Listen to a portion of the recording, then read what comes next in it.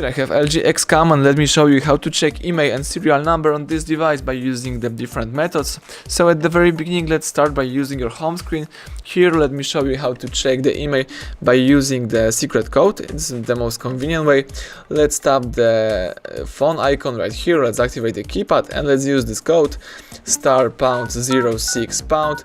As you can see, the IMEI number just pops up right here. To close this window, simply tap OK. Excellent. Now let me go back to the home screen and let me show you how to find this information in the settings. So of course, let's find the settings icon and let's open this. Let's choose General, the last tab from the following list of settings. Scroll down and choose About Phone. Here you have to choose Status.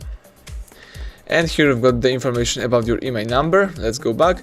If you would like to find the serial number, let's choose the hardware info, and here you can find the serial number of the device. You may also read other stuff such as the Wi-Fi, MAC address, hardware version, LG model number or uptime.